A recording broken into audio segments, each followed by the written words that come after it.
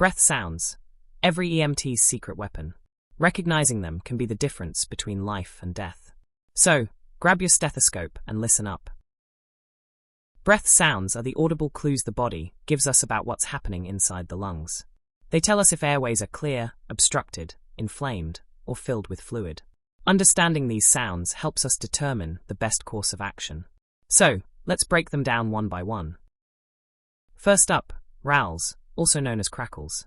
Picture tiny air bubbles popping in fluid-filled lungs. You'll hear these in patients with pulmonary edema or pneumonia.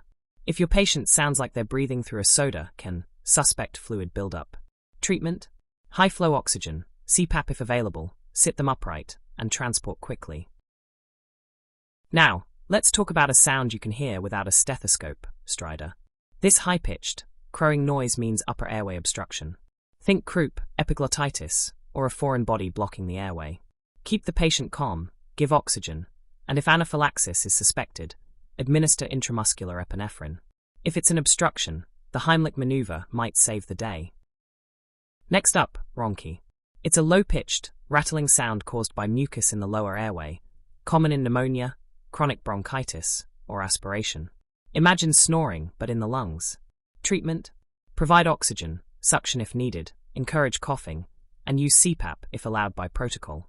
Most importantly, get them to the hospital. Finally, wheezing, the classic high-pitched whistling sound of narrowed airways. This is a red flag for asthma, COPD, or anaphylaxis. Treatment: oxygen, bronchodilators like albuterol and ipratropium, and epinephrine if it's an allergic reaction. If things are severe, CPAP can help. Time is critical, so transport ASAP. Now, let's separate these sounds into upper airway and lower airway categories.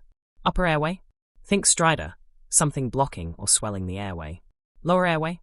That's Rhonchi, wheezing, and Rales, issues inside the lungs. Knowing where the problem is helps us decide the best treatment. Stridor? We're thinking airway obstruction. Wheezing? We're going for bronchodilators. Rales? We're suspecting fluid overload and prepping for CPAP. Rhonchi? We may need suction or airway clearance.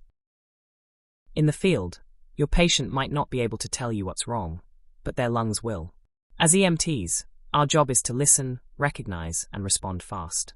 Mastering breath sounds isn't just about passing a test, it's about saving lives. So, grab that stethoscope and get to listening.